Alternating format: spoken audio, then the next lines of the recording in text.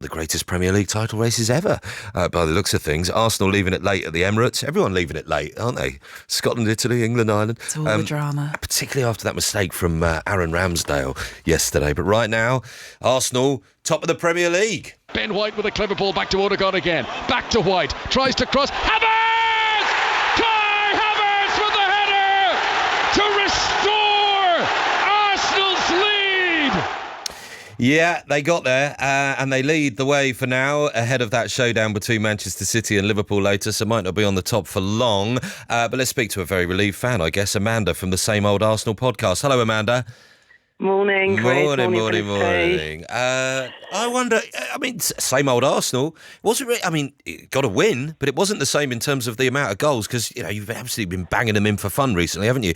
This was a different kind of game, wasn't it, yesterday? And I expected it to be, funny enough. But we've scored 33 goals in 8 games. Yeah. I'm not complaining. No. That's mad, isn't it? I mean, everybody, so many players have just hit form at the right time for Arsenal, haven't they? I mean, obviously Kai Havertz, who, you know, he's always had the support of the Arsenal fans, hasn't he? But maligned from different areas. Saka hit form beautifully. Odegaard, you know, the timing has just been just right for Arsenal this season. Absolutely, and I was saying that on the podcast a couple of weeks ago, that they've all come into form at the right time. It seemed to be when they went to Dubai and came back from Dubai. We haven't stopped winning. It's just been incredible. And, you know, Havertz wasn't particularly liked by some sections of the Arsenal fans. You know, on our podcast, we always supported him because you've got to support players, you know, especially as you're just talking about Ramsdale as well. Yeah, he did mess up a minute before half-time, but he redeemed himself in the second half. He did. 2 fantastic saves. He's a great shot stopper, isn't he? But they're, I suppose, the question mark around him because, you know, when Raya was being brought in, people were like, well, hang on a second, Ramsdale, his stock was still very high, wasn't it? Yeah. And then it was the kind of reasoning was about his distribution, wasn't it? So in terms of mistakes to make, this was the worst kind that he would, you know, be making in front of the fans, ultimately, I guess. Yes, but he's absolutely loved by our fans, and I was one of those that questioned it and still did, you know, up to a period of time.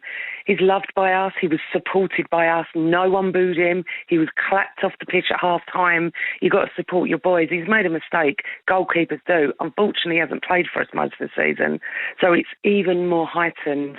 You know, so he got great support and the players supported him. If you watch Gabriel go up to him, it is incredible to see. Yeah.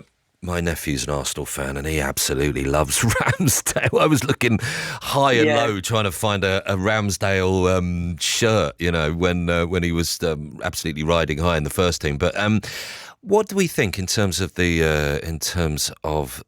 run-in? Because if you look at, and I mean, I don't know if anyone takes any stock in these things, to be honest, but Opta's supercomputer, Amanda, the prediction model, have you seen this?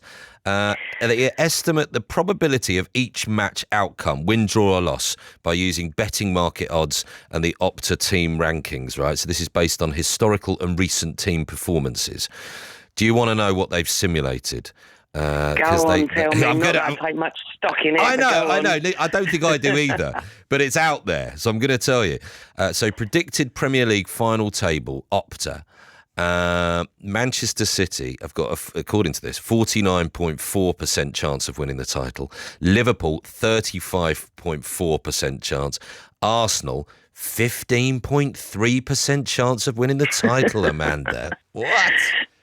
That's a bit strange. However, I did look at the run-in, and for me, I do see City's running as easier.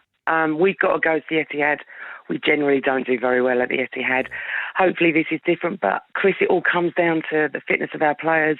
We keep our players fit, we've got a massive chance. Last year we didn't bottle it. We had players out and we didn't have the squad depth to continue in the race, unfortunately, and City ran away with it. However, I don't take much stock in stuff like that. All I know is that we haven't lost in the Premier League since the beginning of the year. That's it. And we will continue on. We've got a massive match Tuesday evening against Porto. We lose that, we're out of the Champions League. Yeah, exactly. We have to turn that around, and interestingly, leaving the ground last night, it was buzzing. And I think for that game on Tuesday, we needed to win yesterday for the ground to be absolutely rocking on Tuesday night, because it's going to be, and the atmosphere was incredible yesterday. In one word, who's going to win later?